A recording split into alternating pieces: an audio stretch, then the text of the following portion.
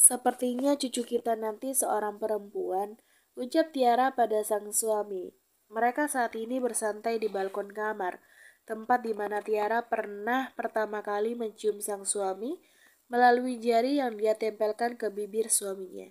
Kenapa kamu menebak begitu? Tanya Bimana sambil menoleh ke arah sang istri yang selalu cantik di matanya. Lihat aja ibunya, selalu ingin dekat denganmu. Jadi aku rasa anak pertama Alaska dan Vanes nanti pasti perempuan, jawab Tiara. Abimana langsung tergelak mendengarnya. Baginya itu hal yang tidak masuk akal. Mitos dari mana itu sayang? Jadi kalau ibunya ingin dekat-dekat denganmu, anak mereka laki-laki. Begitu, ledek Abimana. Bisa jadi begitu, saut Tiara. Abimana geleng-geleng kepala melihat istrinya yang mempercayai mitos seperti itu. Dia pun menggeser duduknya lebih dekat dengan sang istri. Apapun bayi mereka nanti, yang penting sehat dan tidak kurang satu apapun. Dan semoga saja tampan seperti grandpanya, ucap Abimana sambil mengedipkan matanya. Tiara langsung mencibir, itu sih kamu berharap yang lahir nanti bayi laki-laki kan?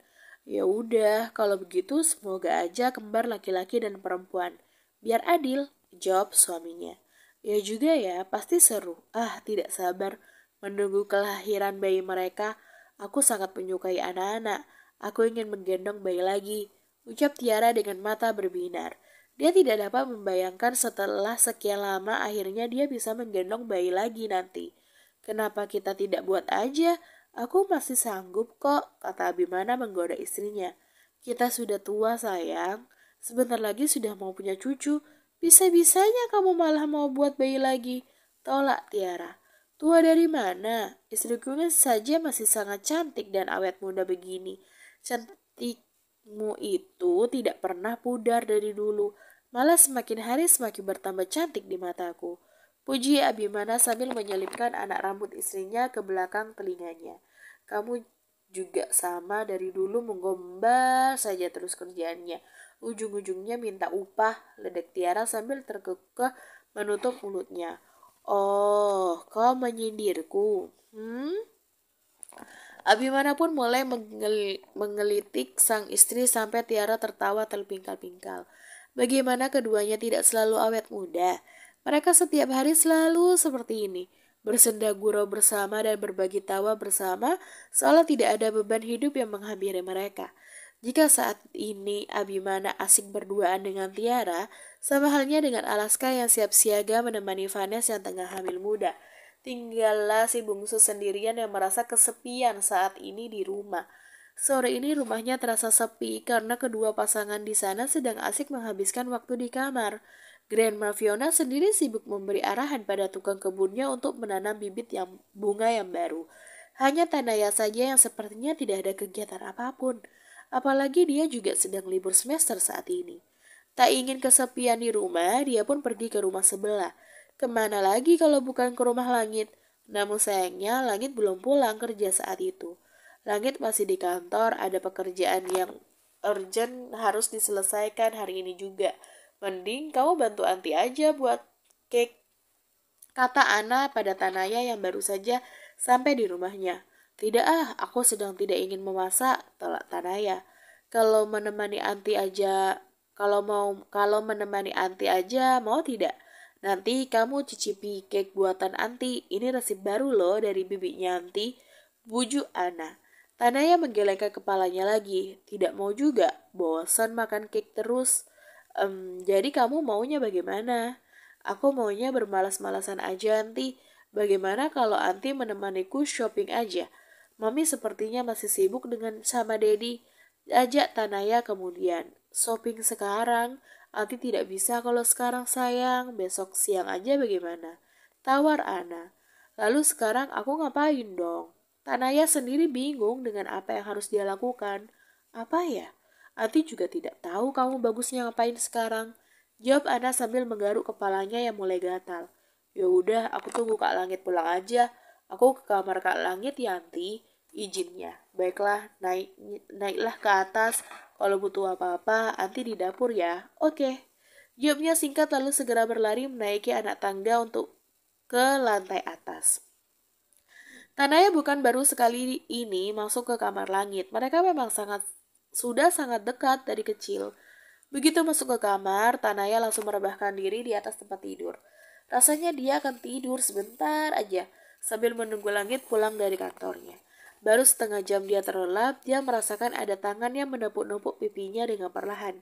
Dengan mata yang masih mengantuk, dia mencoba membuka matanya dan melihat siapa yang menepuk pipinya.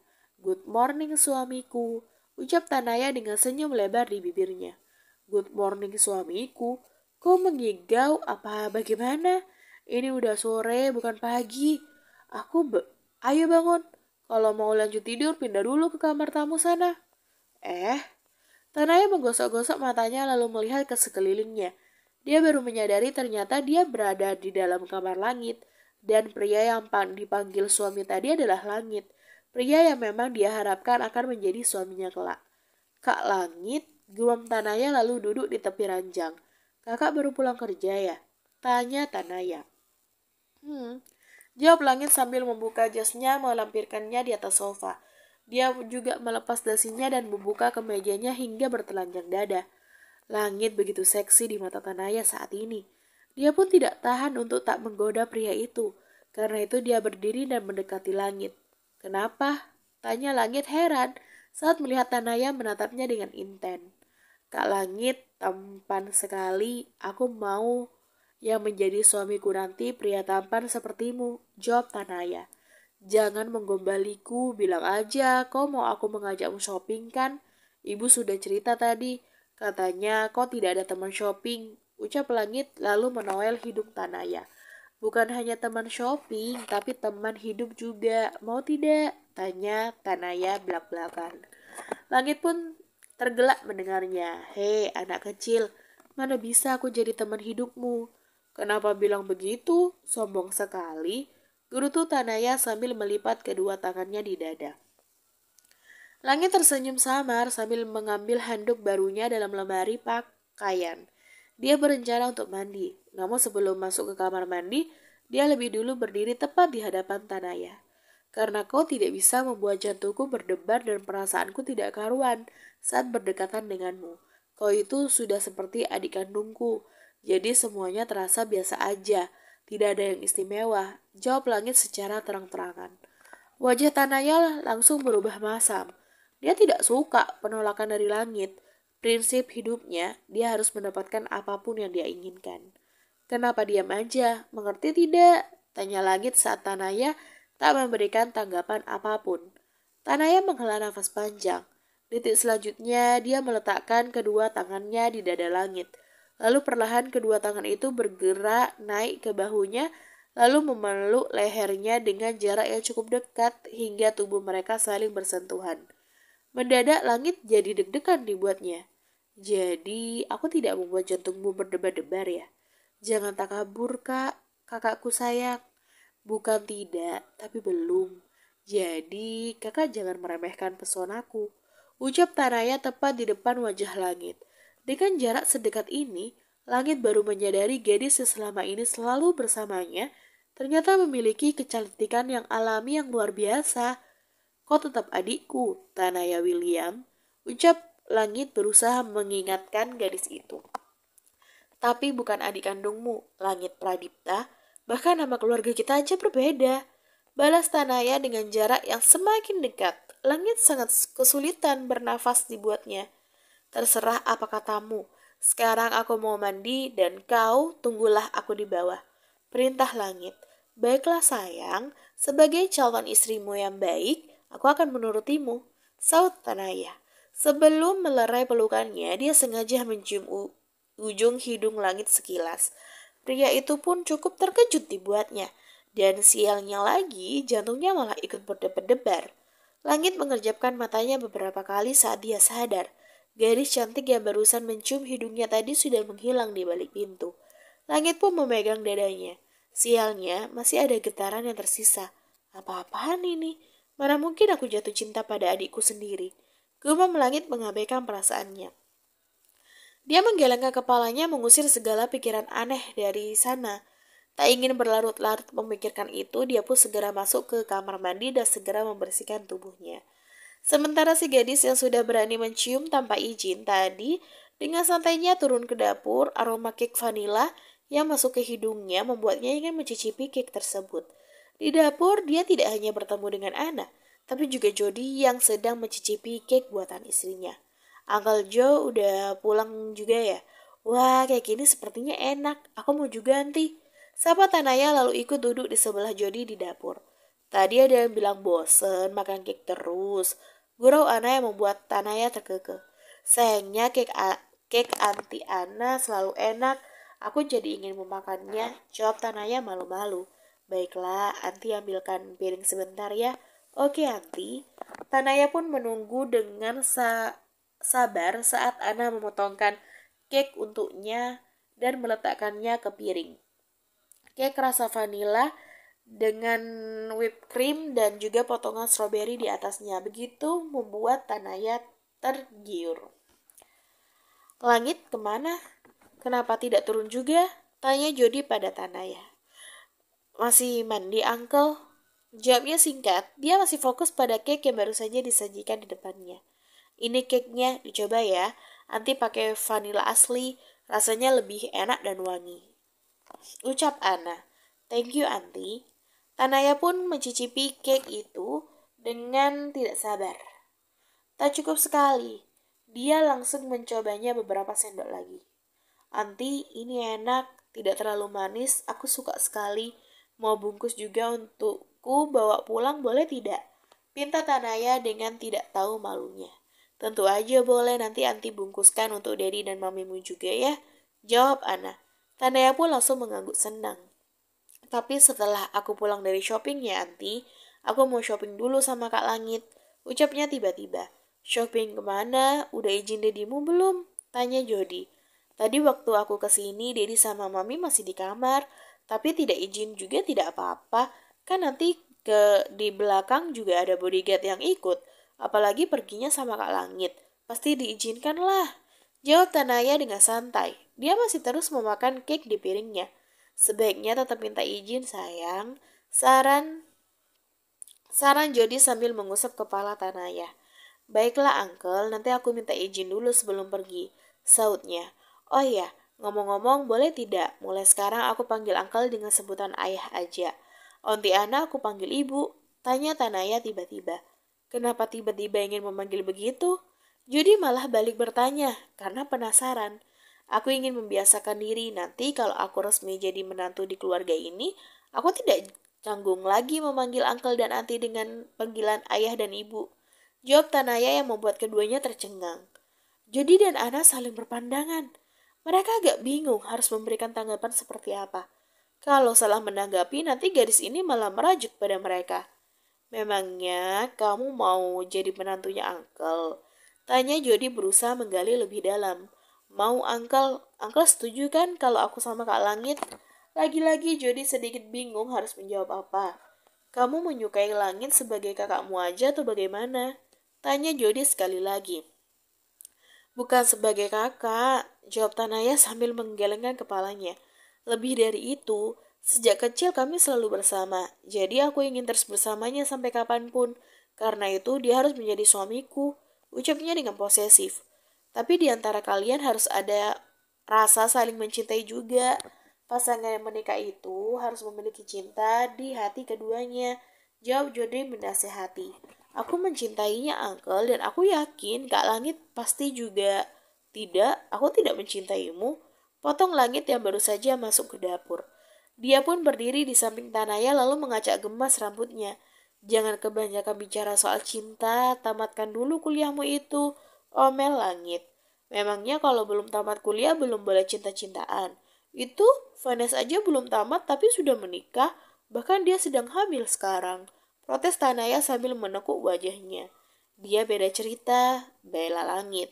Tidak ada yang beda, siapapun boleh jatuh cinta, sama seperti aku dan Kak Langit, ucap Tanaya dengan percaya diri. Kau kebanyakan makan kue, sudahlah, jangan bahas soal cinta lagi. Jadi pergi tidak, mumpung aku lagi baik hati nih, ingin menemanimu. Ajak Langit kemudian. Mau, sahut Tanaya dengan cepat. Dia pun segera berdiri dari duduknya. Ayo kita berangkat sekarang. Dia pun menggandeng lengan Langit. Ayah, ibu, aku dan Tanaya pergi dulu ya. Hanya sebentar, nanti aku kabari apa aku makan malam di rumah atau tidak. Pamit Langit pada orang tuanya. Iya nak, jaga Tanaya baik-baik ya. Pulangnya jangan kelamaan, pesan Ana. Tanaya, jangan lupa telepon dedimu, nanti dia khawatir mencarimu, kata Jody mengingatkan. Oke, Uncle. Salah. Oke, Ayah. Sahut Tanaya dengan senang. Langit hanya bisa memutar malas bola matanya, lalu mengajak Tanaya segera pergi dari sana. Mereka pun pergi ke salah satu mall terbesar yang ada di kota ini. Ketika sudah sampai di sana, Langit baru menyadari kalau Tanaya belum minta izin kepada Abimana. Tanaya, kau tidak menelpon Dedi? Tanya Langit. Aku lupa membawa handphoneku. Jawabnya dengan santai. Bukan hanya handphone, dia bahkan tidak membawa apa-apa juga, termasuk dompetnya. Dompetmu? Tidak bawa juga. Jawabnya sambil tersenyum lebar. Pakai uangmu dulu ya, nanti Dedi akan menggantinya. Ucapnya tanpa rasa bersalah. Ayo kak, kita ke sana. Katanya ada baju keluaran terbaru, aku mau beli, ajak Tanaya sambil menarik lengan Langit. Langit pun hanya bisa mendesah pelan melihat tingkah gadis satu ini. Tanaya terus menarik lengan Langit dan mengajaknya masuk ke sebuah toko pakaian dengan brand internasional. Tanaya yang sudah sering berbelanja di tempat itu langsung dilayani dengan ramah oleh pelayan toko tersebut. Saat sedang menemani Tanaya memilih pakaian, tiba-tiba saja handphone Langit bergetar. Ada panggilan masuk dari seseorang. Dia pun izin kepada Tanaya untuk keluar sebentar menjawab panggilan tersebut. Tinggallah Tanaya sendiri yang sedang asik memilih beberapa atasan dan dress. Dia mengambil beberapa pakaian lalu membawanya ke depan cermin pas sambil mencoba mengepaskan pakaian tersebut ke badannya. Cocok tidak ya? Gumamnya saat bercermin meletakkan sebuah dress berwarna hitam di depan tubuhnya. Kok cantik dengan gaun itu, ucap seseorang yang tiba-tiba muncul di cermin. Pria itu berdiri tepat di belakangnya saat ini. Tanaya langsung berbalik dan menatap pria yang bicara itu dengan tatapan tidak suka. Tidak ada yang minta pendapatmu, ucapnya dengan ketus. Oh, come on, Nona Williams, apa kau akan selalu ketus begini padaku? Kalau kau sedikit lebih anggun dan mau tersenyum manis padaku, aku pastikan kau akan menjadi gadis terakhirku, karena aku akan tergila-gila padamu. Rayu pria itu dengan wajah penuh minat. Tergila-gila, ulang Tanaya. Kau memang sudah gila, ketusnya sekali lagi. Dia pun segera membawa pakaian di tangannya ke ruang ganti. Rasanya lebih baik dia mencoba pakaian di sana aja. Dasar pria tidak tahu malu. Sial sekali aku harus bertemu dengannya di saat seperti ini. Umpat Tanaya sambil berjalan menuju ke ruang ganti. Sementara pria yang dikata-katai oleh Tanaya tadi hanya tersenyum melihat tingkah Tanaya yang semakin menggoda di matanya. Tak di kampus, tak di sini, gadis itu selalu berhasil mencuri perhatiannya. Tanaya William, lihat aja nanti. Suatu saat nanti kau akan berhasil untuk aku taklukkan. Ucap pria itu dengan penuh tekad. Bersambung.